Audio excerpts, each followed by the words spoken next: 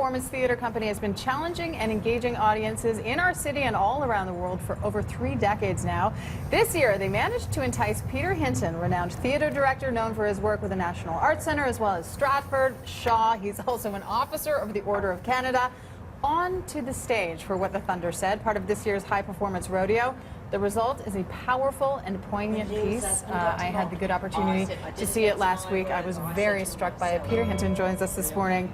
And full disclosure, Peter Hinton and I go way back for about 20 years or so we worked together. But a very different piece of work here. I find it hard to describe, so I'm just going to ask you to give an overview. What is What the Thunder Said? Well, the title comes from a poem by T.S. Eliot called The Wasteland, which was written in 1922 and written as a response to World War I. And that's how this project began. As a lot of people know, this is the centenary of the First World War. And between 2014 and 2018, many cultural organizations around the world are engaging in pieces about World War I. What does it mean 100 years later? What are we remembering when we remember veterans and past wars? What are we commemorating? What are we continuing? What are we ending?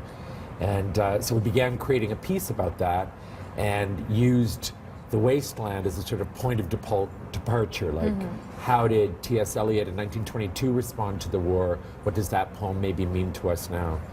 And so the play is kind of a meditation on loss, on war, on grief, and explores it from a historical point of view and from a very personal, contemporary one. Well, in the personal point of view, things took what became a very different turn during rehearsals. One of the founding members of One Yellow Rabbit, the sound designer Richard McDowell, actually passed away during rehearsal. I can't imagine what that would have been like for this company trying to move forward. It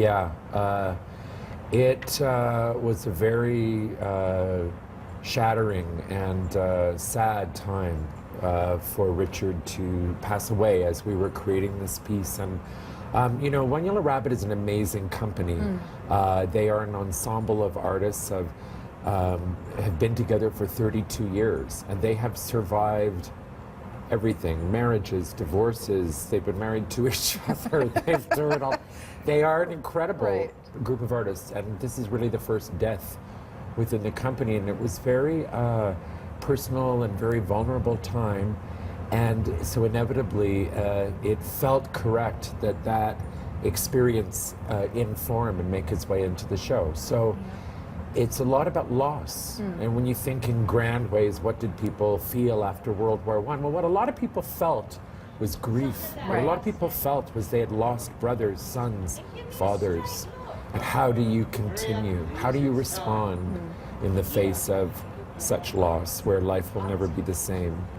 And that's a lot of what the performance is about.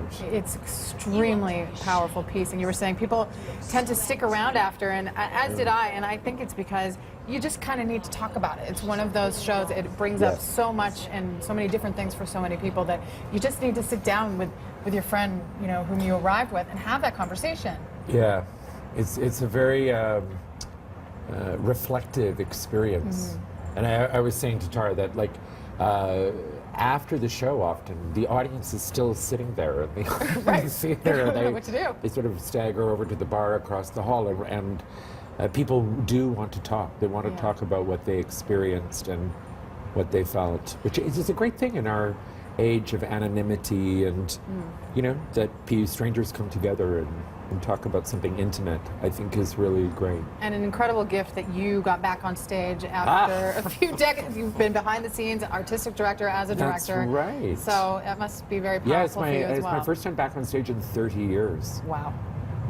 So it was kind of a little scary, but because they are total amazing machines of performance, the One Yellow Rabbit guys. So, but I love doing it. It's a great full circle. Yeah.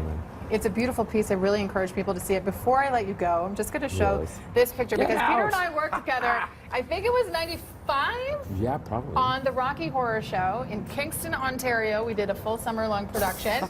And that's me on the left playing my God, Columbia. look at you. My friend Mackenzie Frankenfurter in the middle, and Sarah played Magenta. So that was us. Oh, my and here we God. are. Never would have thunk it. Who knew? The white Rocky Horror we did. The White Rocky Horror. Yes. What the Thunder said, part of the High Performance Rodeo at the Big Secret Theater. It runs daily until January 30th, except for Monday. Mondays are dark. More information, breakfasttelevision.ca. Peter Hinton, so lovely to have you here. Thanks so much. We're going to check in.